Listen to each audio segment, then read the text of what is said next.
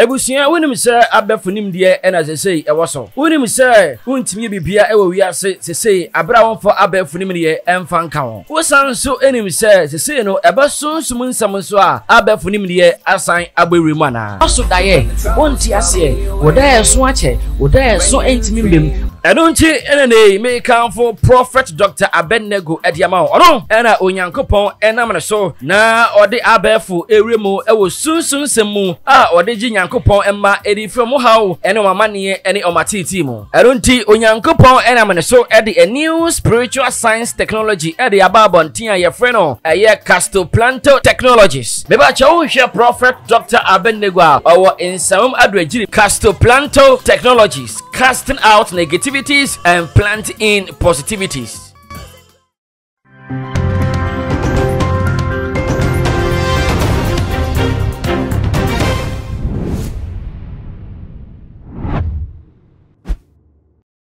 Asemo we empenipa nipa ena epen ho asemo na ebusuafo ene de ya me ne wo ekasai ede ene chese yankasa yenua baba ko epa chese abreyi ye ni dinsuso ene namabafo ententan eso adwabroni mo na Gucci ai mo be kai chese wotna ye ni TV station anase ne platform eso na wo mo eka ye mame evangelist mama party won sema na chese papa kumchacha eka ho ebiom so syndicate ne abrantie bia o chese wo mo to nsa ede efre no na chese wo mo esi nkonwa na wo mo eka ye mame ho ensem na chese ankoye ava ama ye mame agrada sem eye ne panelist no etimi etina the ye video kase eso na wo mo etimi etwa ede ebo no nam so ma chese wo be koro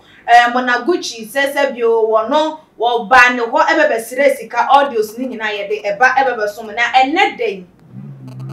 say yenim se mona Gucci eba bonte eba babeka sam wo baba ba cheche eye ensem wo beka ye mama party de awie yenim se o nka wakan wie de nkanu anu no bibia kwa dadi enko dadi o sabre yam no ka say mona edi nani asi eye Afia Schwar eso hu ne sem ai se esi anye ya ene na je se alaba be ye yenti ene midi free hanom aha na ya nyemi a aha de mekona je se yu ba bia ko ba bi krodo so yenti na fa kom enje ni ngwase enti wonti mi ntina wa ma ya ma me agrada me megu na ni mu asesa poto ma ni nye ye ne wo se wo po obi mata ne ho na ene ni ngwase no wo mu nyina wo mo enje emfa embom na no na eye mo na etikit wo no ankasa ni page eso ena je se wo de ba betu edwa eche mu se Afia Schwar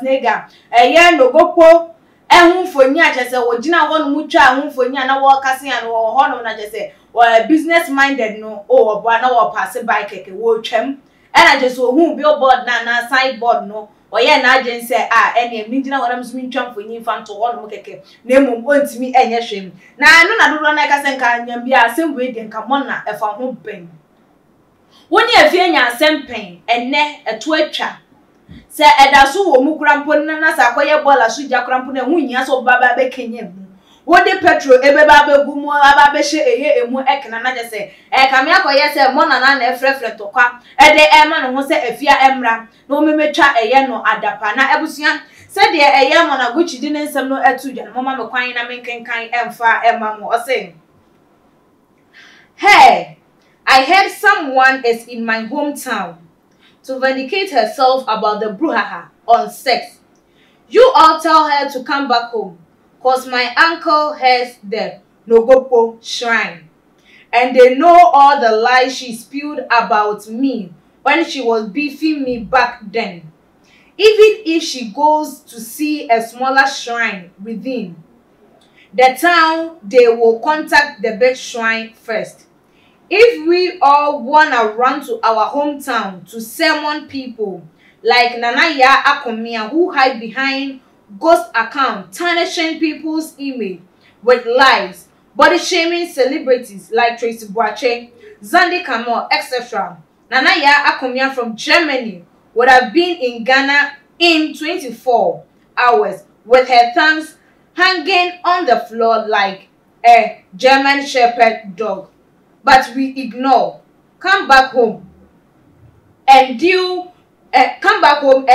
with your karma nicely. If even the sex happened, You also spent his money severally. Don't angry the girls in Nogopo. Come back and learn to forgive and forget. My uncle dear, I call him already. Novopo ana obiabwa. Won't to me enye yen foko. And I was so ede a year swipe left a can I just watch you say and say. And some no dear walk in no. What dance dear a bema gana phone said they walk on the crabby a woman. And just say, yes, also yeah, pen some maternity and yes, you tree. At the quar a year, Bunkuma, so I just what dear if you're for you now. Ojina eye no go poyi eto hono na eno kwankwa danche and I just was so eden the charter one the so called uncle awo eye no go po hono ma wo chire mu atese wo mo eda ye shrine kese anu no one na edetwe nkomo no just wo di afia emfonyi no esende no and an uncle no so a reply no echire mu said thanks and no so je so welcome uncle no ni uncle no echire mu said she is just passing and took a picture with the sideboard. Feel free, we will be in touch. I'll say, okay, uncle, thanks. I will visit you soon. I've been busy with work and uncle so okay, take care. And I just say, was so a day a year quiet, Brana Wafre a year for Amuzu no gopo, as I'm so at one said the moon was screened soon. What they two are magana phone is a enya fed diagram. There be one no. Otumra no achire sie ai enti wono no eye afia say ye po bia wonu wobekọ eye ni kuromu se wokwa akofre nso a na ya ko no adu wodadada because entro wonu otwa de to ne so ebra na woni ne wo beef no sa brain ka wonu crampo nka onka eye atiasefo ho na Ghana fo adwen ho monti ase eye na ya komia wode din ebe mu ye mami ya ye ka na asemi anase lidia be pie mu be ka ya manase the world changer ye mami eni ni kunu a wo mo ebo anu anase wo mo ehwe ye sen ko mebe pie mu e wa manone ai ye Lawson TV ne wo mo mekeka wo yi je se ye mami ni din e wo eye emu ebia na anu adakrampo manase e ba ye bebe kire je se kwan a mami ede no efa so a nunti no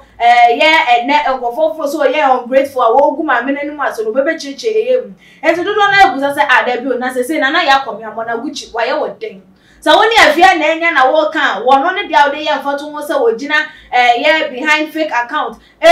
body shame trace boaches and the come on na wo mo mekeka eye hwan bia se de wada na eye freedom fighter o fight man crofo ai what once one mo se wo de je se enkrofo nsem obekon e dia mo ana eno na dodo na ka se we hwehwe ni mu ntokwa ade a yemfra wo mtokwa yemfra wo mu na chese wo de wo be hyemu na ene afia ba na obebetwa wo mpo ana so obebe ye wo se kim aka se ene afia nye afia ti ni baby mo na won kan wo ye an no ne Ghana fo nsem wo mo se afia ti ni baby mo na won kan wo ye wo mo wudi wo ma wa beso won be memesi eya wa beso na chese wonunu sa kokono na ene wudi na sipinsie so na wo huru ni wo ba na obebeso mu a mama ye nka se afia enye den enye abusia o hwe eye mo na guchi ba bia na bia ya wo divert eye ne beef yi e dia fa na ne tokwa dia fa could it be say ye mama eye evangelist mama partner wo suro no enu ti na wan fa ntimi nko no so je se wo hwe se afia de obetumi no enu ti wo de ekoso anan waje ntwe no fabra ebeto your comment section like your videos na share on all the social media platform as media and ekia sikapa makram Ahaye Isaac Nana Obiri Yeboa Enterprise. Yede kunja papa nkwane yedele. Se ope ekunja papa abla Isaac Nana Obiri Yeboa Enterprise. Yawa kunja bia wa ha kunja bia ope bia. Egypt ekunja, Germany ekunja, Italy ekunja bia de bia onim se ye kunja papa no e na Isaac Nana Obiri Yeboa odele with. Ofia kunja misimu. Na wangasa ofia kunja la we Egypt enye China de ni. Enye Egypt akunja. Odi ehwe bia no kwa se de bia ne tie e bia papa every Egypt a de aba we ye de ma etufo bo ekunja bia ope wasase we so na Obiri Yeboa nko na betuma mo China ekunja pe na ye ni bi but ekunja bia country bia ekunja ope no ye de wo se bla na be challenge yen na be bi se ekunja ope se ye ntumi enya ma wa bla Isaac Nana Obiri Yeboa Enterprise e wa be kan free pipe junction ho na usane first round second round no Isaac Nana Obiri Yeboa Furniture Enterprise ewo ho se o pese oni Nana Obiri Yeboa din kita ho bia 0558 78 2268 anase 0277 tie no mani 0277 469933 akondwa bi a wopɛ no Isaac Nana Obiri ye boa no ntu nchia se wopɛ akondwa wei ene ne mpa seta normal no frɛ normal no Isaac Nana Obiri ye boa be ma wo akondwa wei ene ne mpa akondwa bi a wa ha bia wopɛ ene ne mpa seta Nana Isaac Obiri ye boa nko na ebetumi ama wo e wo Ghana ha